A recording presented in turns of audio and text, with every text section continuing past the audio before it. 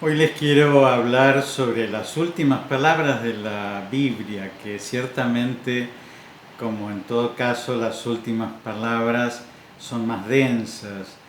Piensen que la palabra testamento originalmente no tenía relación a la disposición de los bienes, o por lo menos no únicamente, sino que se refiere a la declaración de una voluntad profunda. Porque las últimas palabras nunca pueden ser frívolas, nunca vamos a hablar de cómo está el tiempo o que hace mucho calor. Es decir, siempre el testamento va a ser la transmisión de aquello más importante que nosotros queremos dejar como legado. Y por eso también hay un testamento de Jesús, por ejemplo, en el Sermón de la Última Cena, o en lo que llamamos las 7 palabras, que son 7 frases muy cortas que dice Jesús crucificado, cortas porque Jesús muere de asfixia y entonces no puede hablar largamente, no puede decir un sermón como en la Última Cena, sino que solamente con mucho esfuerzo puede decir esas 7 frases, pero son un verdadero testamento espiritual.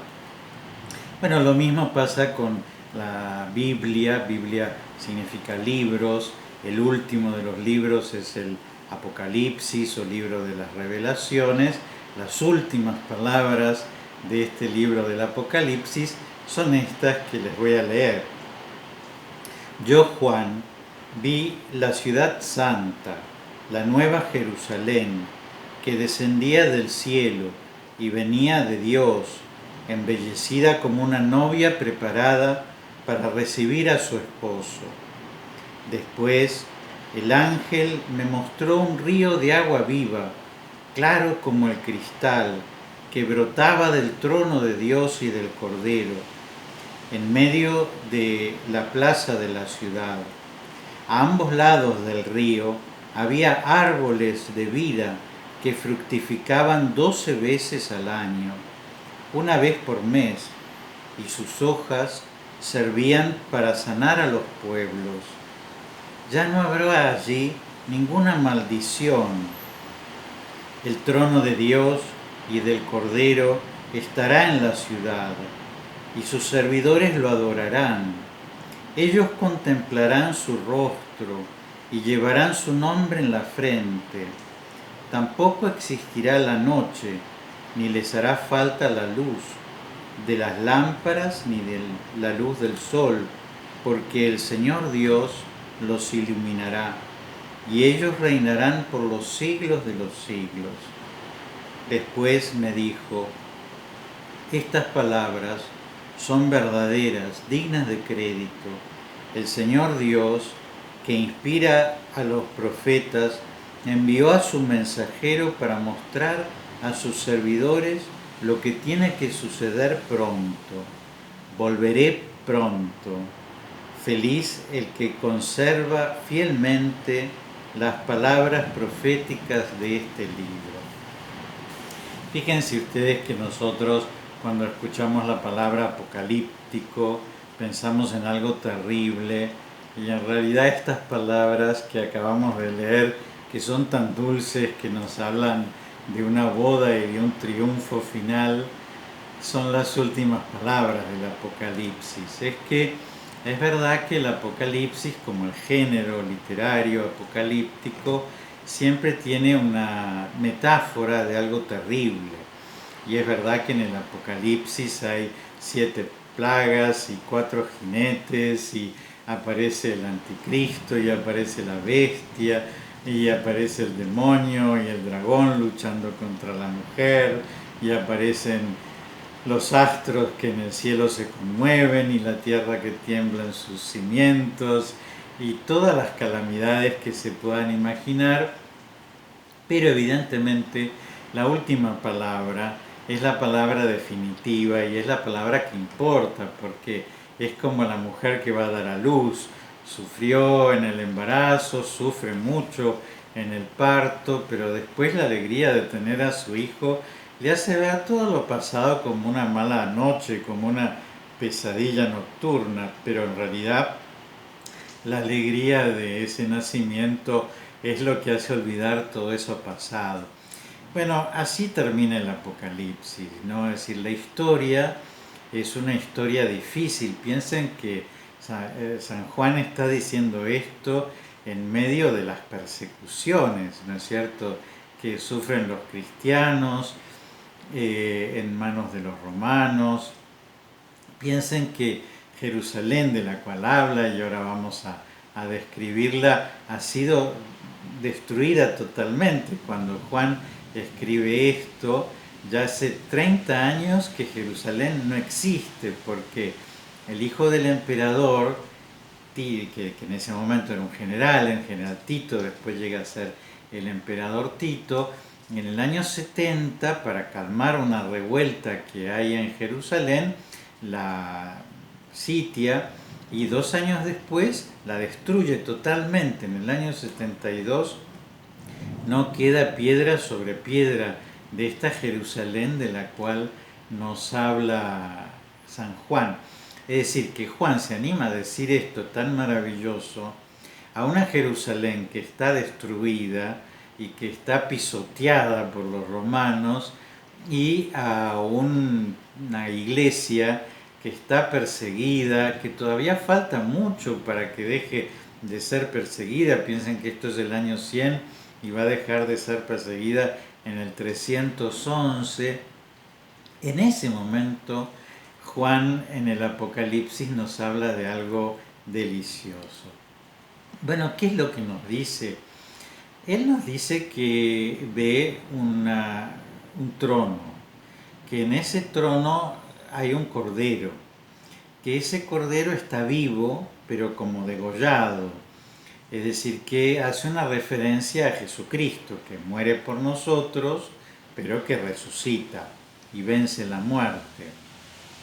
Y entonces la figura de Jesucristo es una figura extraordinaria de rey, de aquel que está en el trono, pero por otra parte también sacrificial, ¿no? Y por eso cuando se habla del ícono del novio, se lo pinta a Jesucristo en el momento en que Él está ofreciendo su vida por nosotros, pero realmente entregándose a su esposa para salvar a su esposa, que somos todos los hombres, que vivimos gracias a la sangre que Jesús ha derramado en la cruz por nuestra salvación. Y entonces, ¿qué pasa? Bueno, está el Cordero puede abrir ese libro en el que están escritos nuestros nombres, puede romper esos 7 sellos que cierran ese libro, pero ¿qué ve? Bueno, ve que baja del cielo una Jerusalén celestial, esta Jerusalén que había desaparecido hacía 30 años, que era la capital del reino de Israel, hacía más de 1000 años, porque era la ciudad que había conquistado y reconstruido el rey David, con ese templo construido por el hijo del rey David, por el rey Salomón, y reconstruido después del destierro en Babilonia. Esa ciudad maravillosa, pero que se portó mal con Jesús. ¿Por qué? Porque esa ciudad había sido creada hacía 1000 años para recibir a su Señor. Dios había dicho que iba a habitar en ella, y realmente habitó en ella, y estuvo en ellas en muchas oportunidades, ¿no? La primera oportunidad es la presentación de Jesús en el templo cuando tenía solo 40 días, y la última oportunidad en la cual Jesús está en Jerusalén es cuando es condenado a muerte en el pretorio. Y entonces esa ciudad que el Domingo de Ramos lo recibe lleno de aplausos y lleno de vítores, y lo reconoce como el hijo de David, su fundador, y por lo tanto el rey, y saca sus mantos para ponerlos a sus pies, y corta ramas de olivos y de palmera para hacer vivas al Salvador. Eso lo hace el domingo, y el jueves a la noche lo apresa en el huerto de los olivos y se lo entrega a Pilato para que lo mate.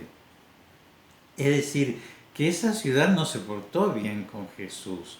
Y la crucifixión, fíjense ustedes que se da fuera de la ciudad de Jerusalén, porque estaba prohibido ejecutar a alguien dentro de la ciudad de Jerusalén, y entonces fuera de los muros, y eso se ve en el icono, ¿no es cierto?, en donde como telón de fondo están los muros de la ciudad de Jerusalén, que se ha quedado adentro y lo ha expulsado a su Salvador, no lo ha aceptado. Entonces sí, Jerusalén es una novia, pero es una novia que se ha portado mal con su novio, que lo ha recibido y después lo ha rechazado. ¿Por qué?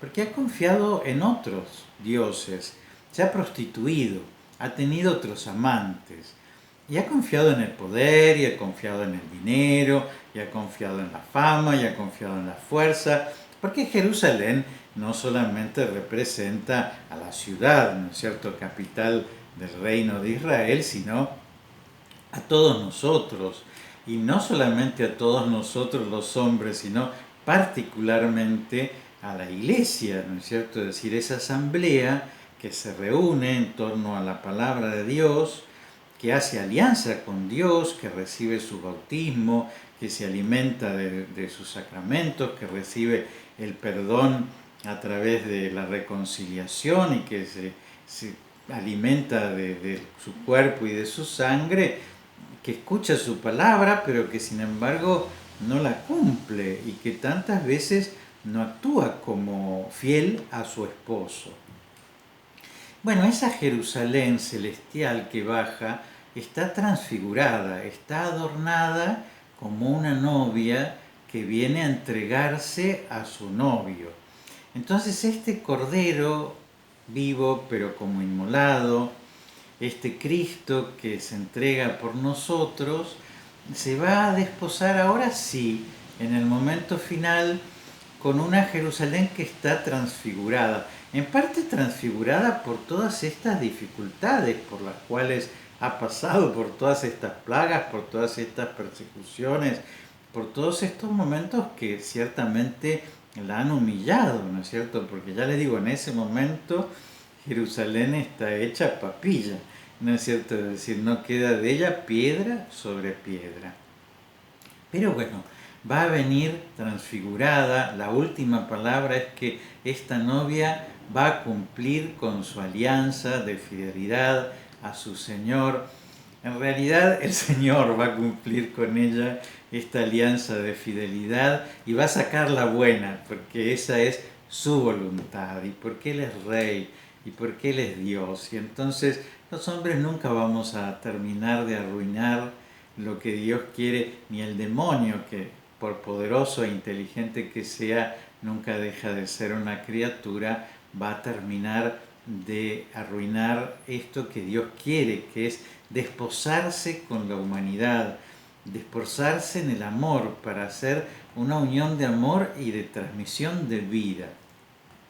Y entonces fíjense qué lindo, ¿no?, que en ese trono no solamente está sentado el Cordero, sino que en ese trono también está sentada la novia del Cordero, su esposa inmaculada, transformada, redimida, porque de los dos serán uno solo, nos dice el Génesis cuando se habla de Adán y Eva, y de la misma manera, ¿no es cierto?, de la Iglesia y de Jesucristo, de esa Iglesia que también nace del costado abierto de Jesús en la cruz, como de la costilla del costado abierto de Adán nace Eva.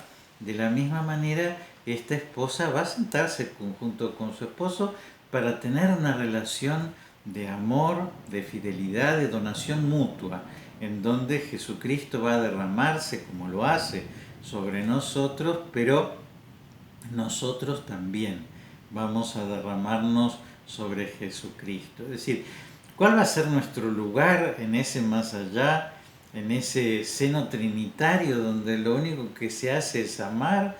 Bueno, vamos a estar junto con el Hijo, vamos a ser hijos en el Hijo, como si fuera la nuera del Padre, por decirles, ¿no? Es decir, la esposa del Hijo que está sentado junto con Él, que es una con Él, y ese va a ser nuestro lugar en ese banquete. Y entonces el Padre se va a derramar sobre nosotros, y nosotros nos vamos a derramar en el Padre. Y esa ida y venida de amor que hay entre el Padre y el Hijo, que es lo que llamamos don, que es lo que es el Espíritu Santo, va a ser, ya les digo, no solamente la devolución del amor del Verbo al Padre o de Jesucristo, el Verbo encarnado al Padre, sino va a ser la devolución de Jesucristo con su amadísima esposa al Padre, le va a entregar todo ese amor, todo eso que recibe de Él. Bueno, como les decía, ese amor que hay esponsal en el Apocalipsis, evidentemente tiene que transmitir vida, ¿no es cierto? Porque así pasa en el matrimonio, ¿no? Que de la unión del esposo con la esposa nacen los hijos. Y por eso vieron que dicen, del trono surge un gran manantial de agua.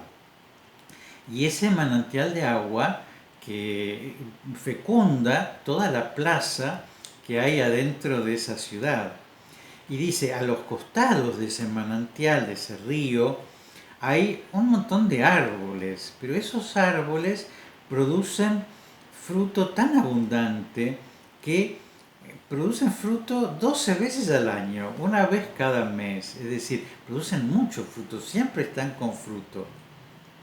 Porque son ese árbol de la vida que había en el paraíso, ¿se acuerdan? Con esos 4 ríos que regaban ese lugar. Bueno, ahora lo que va a regar ese lugar es el fruto de ese amor esponsal que hay entre el Cordero y la Iglesia, y por eso esos árboles que somos nosotros, ¿no? Vamos a dar fruto todo el año. Y además dice, hasta las hojas de esos árboles van a tener propiedades curativas, van a poder sanar a las naciones, van a ser medicina para todas nuestras aflicciones. Es decir, no va a haber muerte, no va a haber enfermedad, no va a haber envidia, no va a haber odio, no va a haber crítica, no va a haber todas estas cosas destructivas que tenemos en esta tierra, porque va a reinar el Cordero. Y nos dice San Juan, pues no va a necesitar luz esa ciudad, ni luz del sol, ni luz de lámparas, porque el mismo Cordero va a ser el que va a iluminar a todos. La lámpara es el Cordero, es decir, nosotros no vamos a ver a través de nuestros ojos o a través de nuestros ojos iluminados por el sol o por una lámpara, sino que vamos a ver las cosas como las ve Dios, iluminados por su luz. Entonces vamos a poder llamar al hermano hermano, no porque nosotros hacemos el esfuerzo de decir este es mi hermano, sino porque vamos a darnos cuenta que es mi hermano, porque es hijo de Dios, que es mi Padre. Es decir, vamos a no mentir, no porque hagamos un esfuerzo por no mentir, sino porque vamos a ver la verdad y vamos a querer proclamarla a los 4 vientos, porque las vamos a ver a través de los ojos de Dios. Vamos a respetar la vida, no porque lo hagamos virtuosamente como lo hacemos en esta vida, sino porque vamos a ver lo maravillosa que es la vida y vamos a celebrar la vida, toda vida, porque vamos a darnos cuenta que la vida es una comunicación, una participación de esa vida de Dios que nos transmite, y que es la misma posibilidad de que nosotros de manera inteligente y de manera libre le devolvamos a Dios aquello que Dios nos está dando. Y por eso es maravilloso que nosotros seamos inteligentes y libres y podamos entregarle de vuelta a Dios lo que Él nos ha dado. Bueno, y ahí viene una aseveración, ¿no es cierto? De decir, Juan, lo que decís es verdad. Esta profecía se va a cumplir, porque las palabras de Dios se cumplen. Pero fíjense, pobre Juan, que tiene que decir de la Jerusalén celestial cuando la Jerusalén está destruida y que tiene que hablar del triunfo de la iglesia cuando la iglesia es perseguida ni más ni menos que por el Imperio Romano. Sin embargo, él se anima a decir esta profecía en la cual nosotros también creemos, aun cuando veamos también en nuestro tiempo no la Jerusalén hecha papilla, porque es una ciudad que se ha reconstruido después de la Segunda Guerra Mundial y bueno, y mucho antes, ¿no es cierto? Pero hoy es una gran ciudad y evidentemente no se refiere a las cosas materiales, pero evidentemente vemos nuestra propia decadencia, la nuestra personal, la de la iglesia, la del mundo, la de la civilización que llamamos occidental y cristiana y que sin embargo de cristiana tiene tan poco. Bueno, y esas últimas palabras que son Maranatá, esas últimas palabras quieren decir volveré pronto. Y es el saludo con el cual se despide el Cordero de Juan, que está mirando ese más allá, que se va a producir y que es como que le dice hasta luego, hasta prontito, voy a volver. Ciertamente va a volver el día de nuestra muerte, ¿no? A llevarnos consigo a ese trono en donde esperamos poder reinar a pesar de nuestra pequeñez y por la transformación que Él haga y por el cumplimiento de su alianza con nosotros, aun cuando nosotros hayamos sido tan imperfectos en el cumplimiento de nuestra parte. Pero también algún día volverá para juzgar a vivos y muertos en lo que llamamos parusía, ¿no es cierto?, en esa segunda venida, porque esta historia, por más sólida y permanente que parezca, va a tener su fin. Y ese fin va a ser el reinado de nuestro Señor Jesucristo. Les doy la bendición con toda la alegría de haberles transmitido estas palabras tan esperanzadoras con las cuales termina la revelación pública de la Iglesia, es decir, la Sagrada Escritura, en la cual todos los cristianos tenemos la obligación de creer, ¿no es cierto?, y de tener certeza de que esas cosas que Jesús nos promete se van a dar. Que Dios los bendiga y los proteja en el nombre del Padre y del Hijo y del Espíritu Santo.